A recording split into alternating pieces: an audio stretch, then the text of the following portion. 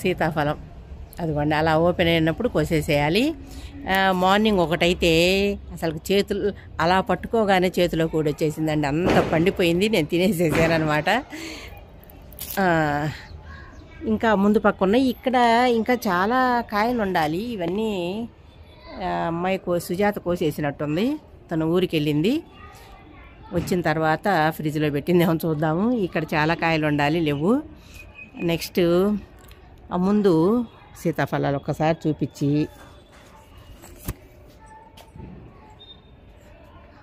ముందు సీతాఫలాలు కూడా ఒకసారి చూపిస్తానండి. చూసిన తర్వాత హార్వెస్ట్ చేస్తాను. ఇదిగోండి బొప్పాయి స్టార్ట్ అయినాయి. ఈ చెట్లు బొప్పాయి చెట్లు అయితే చాలా వేసాను. మళ్ళీ ఇక్కడ పెడదాం సీతాఫలం. నిమ్మకాయలు అయితే గుత్తులు గుత్తులుగా, నిమ్మకాయ గుత్తులు చూపించమంటారా? ఇదిగోండి గుత్తులు గుత్తులే, ఎక్కడ చూసినా గుత్తులు గుత్తులు కాయలు కాస్తున్నాయి. నిమ్మకాయలు అయితే చాలా బాగున్నాయి. ఇదొక రకం నిమ్మ అంట. అదిగోండి నేను మళ్ళీ ఒక వీడియోలో చూపిస్తాను దీన్ని. ఇవ్వండి సీతాఫలాలు ఇక్కడ ఉన్నాయి. ఇంకొక వారం ఉండొచ్చు అనమాట, ఇంకా ఓపెన్ కాలేదు. ఇక్కడ కూడా కోసేసినట్టుంది. ఇక్కడ ఇంకా చాలా కాయలు ఉండాలి. రెక్క మందారం ఇవైతే బాగా పూస్తున్నాయండి పూలు. పైన ఇంకా పైకి వెళ్ళాలి. పైకి వెళ్ళి నేను అన్నీ కోసుకొని వచ్చి కాకరకాయలు ఇంకా ఏమేమి ఉన్నాయో చూసి కోసి మీకు మళ్ళీ చూపిస్తాను, ఓకేనా?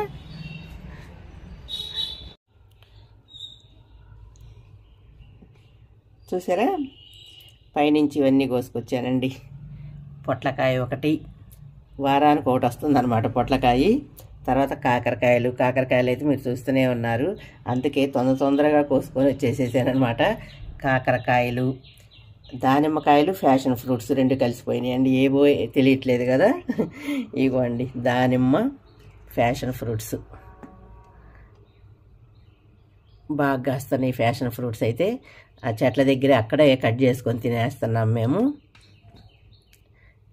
ఇంకా ఒక జామకాయ అయితే రాలి పడిపోయింది, చీమలు పట్టేసినాయి. ఇదిగోండి ఒకటి చూసారా ఎంత ఫ్రెష్గా ఉందో, నాటు జామ అనమాట, వైట్ ఉంటుంది లోపల. ఒక సీతాఫలాలు కూడా పండిపోయి చీమలు పట్టేసినాయండి. అట్లా అయిపోయింది ఈసారి వర్షాలకి. సీతాఫలం ఒకటి కోసాను. తర్వాత స్టార్ ఫ్రూట్స్ ఒక 2 కోసాను. ఇవ్వండి స్టార్ ఫ్రూట్స్. తర్వాత స్టార్ ఫ్రూట్స్ నిలవ పచ్చడి కూడా పెట్టుకుంటున్నారు. ఈసారి ట్రై చేద్దామని చూస్తున్నానండి, ఎక్కువ కాయలు కాసినప్పుడు. తర్వాత సపోటా మీకు చూపించాలి. ఇదిగోండి ఇది అలాగే ఉంచాను అనమాట, 2 కాయలు, అదొకటి ఇదొకటి ఉంది. ఫస్ట్ ముందు కాపు అనమాట, పండిపోయినాయి. చూసారా ఎట్లా పండిపోయిందో. ఓపెన్ చేద్దాం. ఇది అలా ఉంచేసాను అనమాట, పండినప్పుడే కొయ్యాలని. చూసారా ఎలా పండిందో.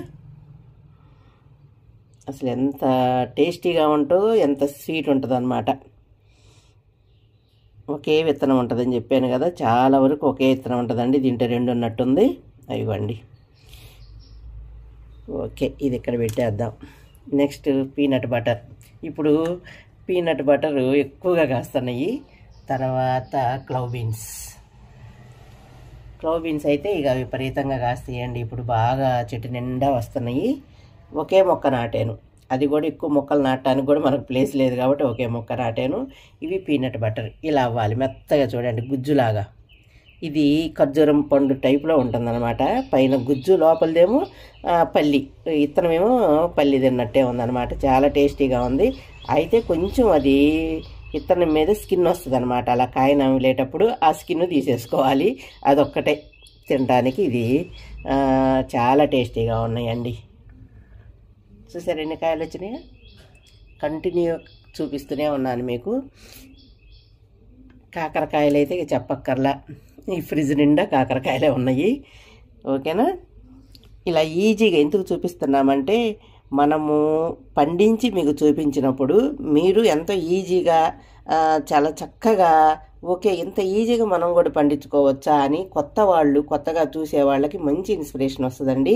వాళ్ళు ఈజీగా ఇంకా కొంచెం వాళ్ళ ఆలోచనలు ఇంకొంచెం జోడించి ఈ కిచెన్ వేస్ట్ మీద కానీ మనం పండించే విధానంలో కానీ వాళ్ళ ఆలోచన నుంచి ఇంకొంచెం జోడించి ఇంకాస్త ఈజీగా ఇంకాస్త బ్రహ్మాండంగా ఎక్కువ మొత్తంలో కాపు తీసుకోగలుగుతారనే ఉద్దేశంతో ఇంతగా మీకు వీడియోలు చేసి పెడుతున్నాము.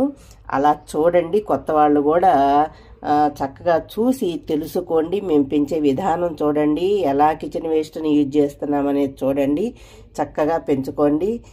మంచి ఆహారం మనం ఆర్గానిక్గా పండించుకుంటాం, సేంద్రియంగా పండించుకుంటాం, మన ప్రకృతి దొరికే వనరులతో పెంచుకుంటాం కాబట్టి ఆరోగ్యానికి ఎలాంటి డోకా ఉండదండి. ఏదో చెప్తారు కదా, ఎన్ని కోట్లున్న ఆరోగ్యం సరిగా లేకపోతే అవన్నీ వృధా అని.